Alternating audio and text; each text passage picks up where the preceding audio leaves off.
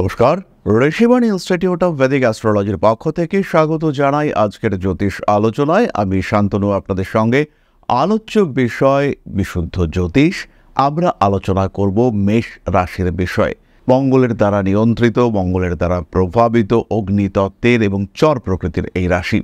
আজকে আমরা আলোচনা করব মেষ রাশি বা লগ্নের মানুষদের কখন সৌভাগ্যের উদয় হতে পারে, কখন তারা উন্নতির এক্সট্রিম পর্যায়ে পৌঁছতে পারেন, তাদের স্ট্রং পয়েন্ট, তাদের ডেভেলপমেন্ট কিভাবে হতে পারে, কোন দিক থেকে তারা শত্রুকে পরাজিত করতে পারে, তাদের বলবত্তা, তাদের সক্রিয়তা, এই সমস্ত দিকগুলোকে আমরা কিছুটা খুঁজে বার করবার চেষ্টা করব। এবং যারা আমাদের মেষ রাশি বা লগ্নের দর্শক বন্ধু রয়েছেন তারা কিন্তু উপলব্ধি করতে পারবেন, নিজের সাথে ম্যাচ করাতে পারবেন, নিজের কোয়ালিটিগুলোকে মিন করতে পারবেন।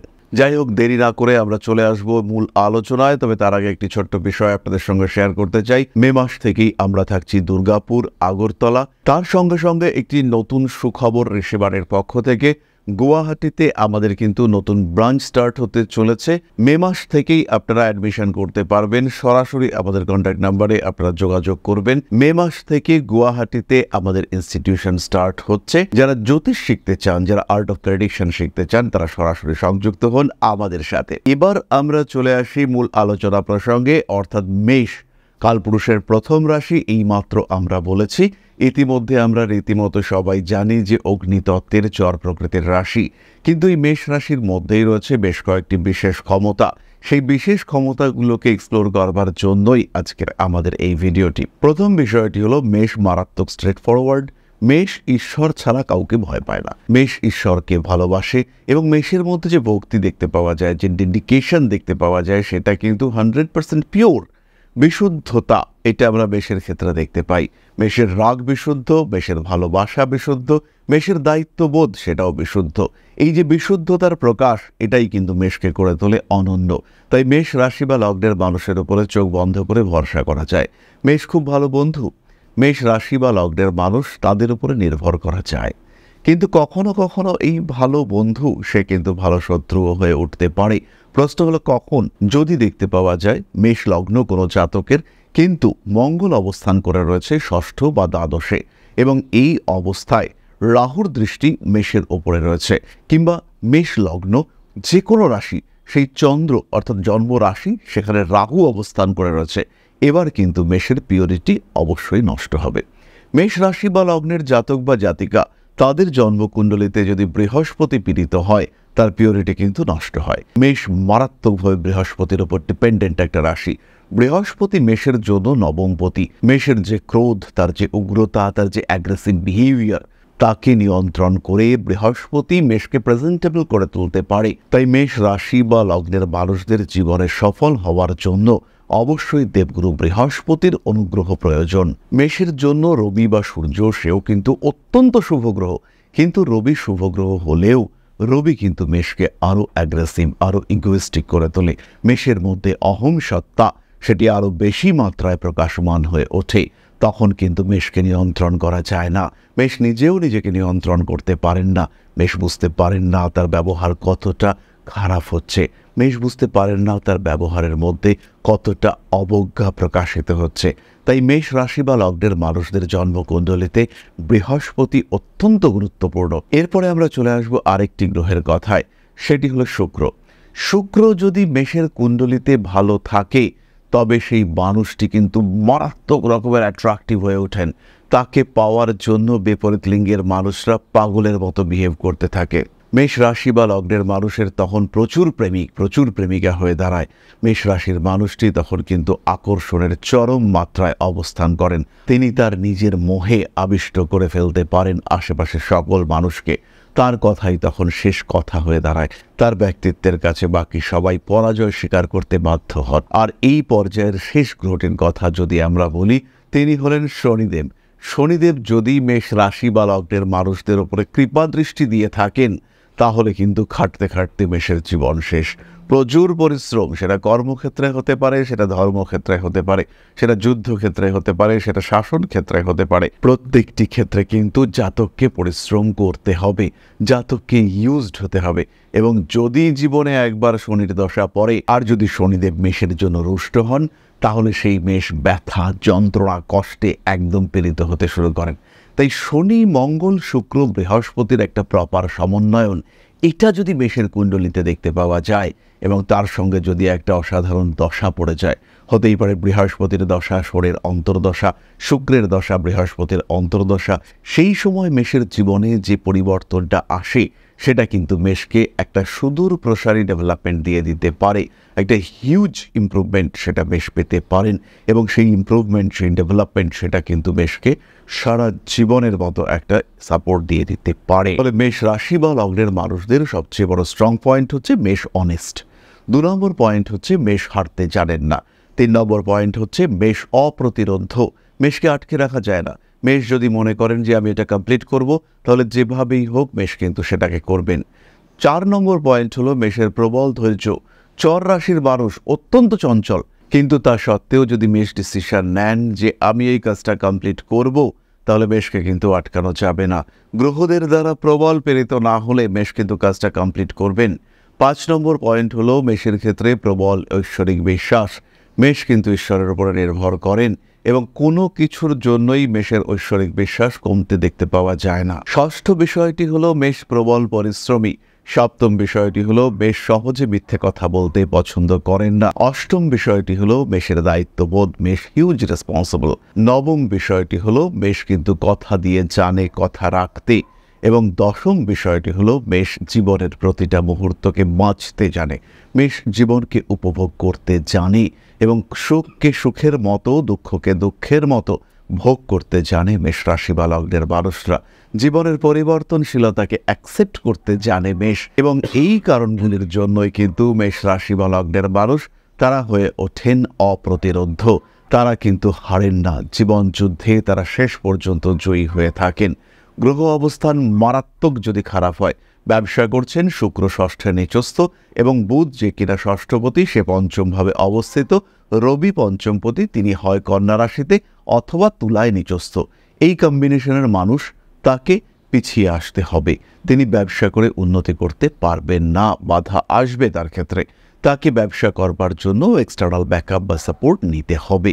সুতরাং এরকম যদি গ্রহ অবস্থান না থাকে মেষের ক্ষেত্রে, তাহলে মেষ উন্নতি করতে পারবেন এবং মেষের শনি, শুক্র, বৃহস্পতি এদের যদি একটু সাপোর্ট পাওয়া যায়, তাহলে মেষ কিন্তু তার জীবনের সেই লক্ষ্য অর্জন করতে সক্ষম হয়ে থাকবেন। তাহলে মেষ রাশি বা লগ্নের মানুষ, আপনারা বুঝতে পারলেন, আপনাদের স্ট্রং পয়েন্টগুলোকে চিনতে পারলেন এবং তার সঙ্গে সঙ্গে সমস্ত কিছু স্ট্রং হওয়া সত্ত্বেও কেন জীবনে সফল হতে পারছেন না সেই সম্পর্কে একটা পরিষ্কার ধারণা আপনারা উপলব্ধি করতে পারলেন।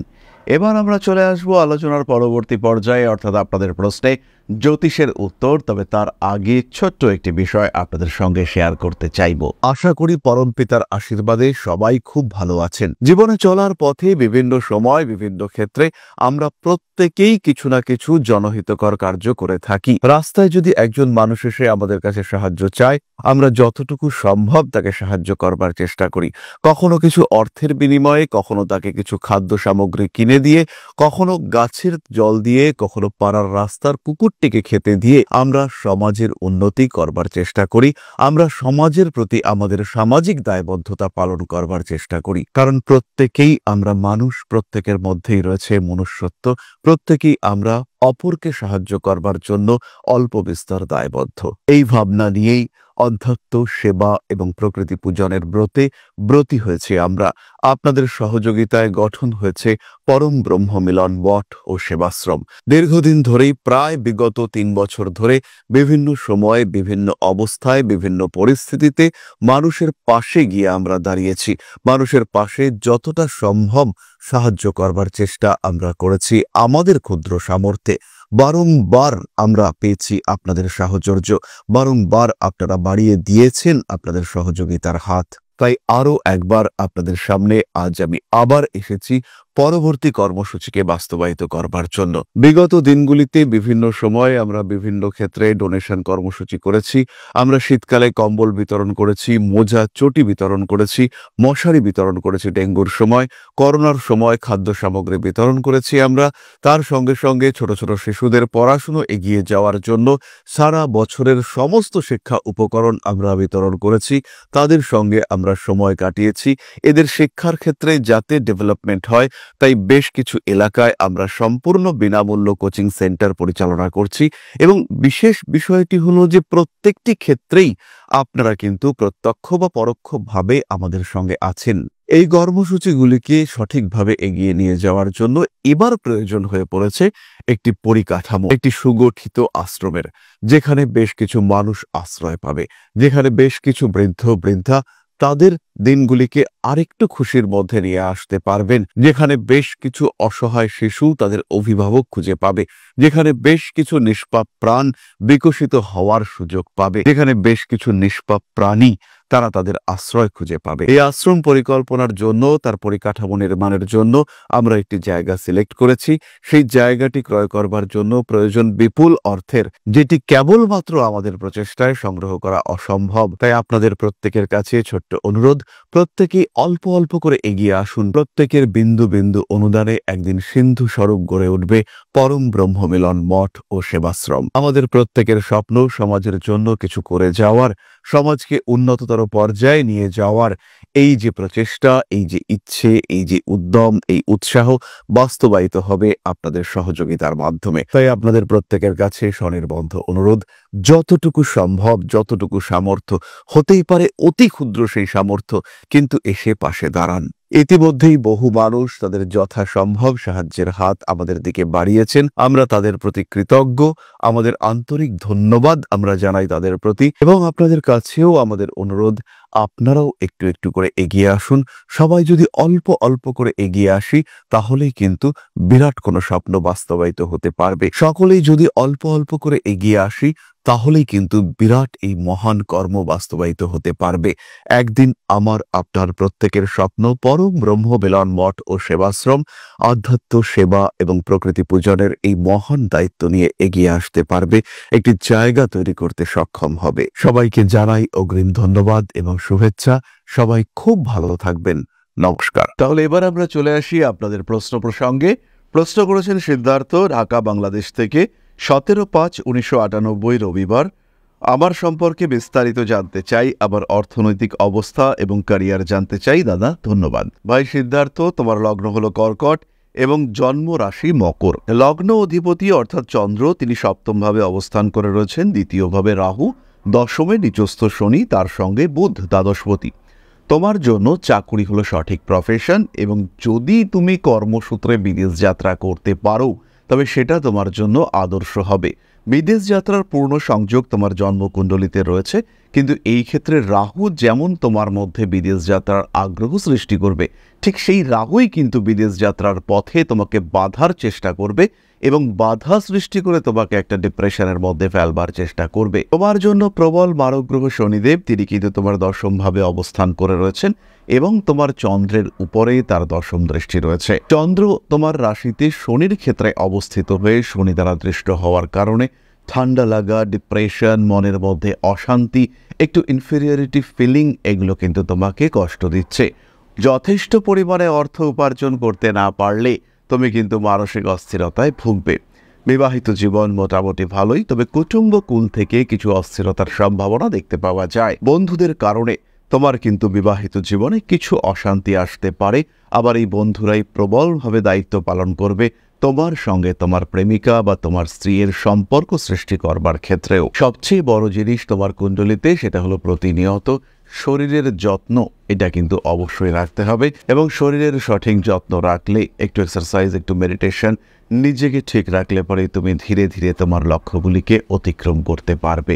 নিজের জায়গা সেটাকে তুমি খুঁজে পেতে সমর্থ হবে। তাহলে আজকের আলোচনা আমরা আর দীর্ঘায়িত করব না। সবাই সুস্থ থাকুন, ভালো থাকুন। মা শ্রী শ্রী আদিশক্তির আশীর্বাদে আপনাদের জীবন আরো আরো আরো সমৃদ্ধ হয়ে উঠুক। জয় মা আদিশক্তি। নমস্কার।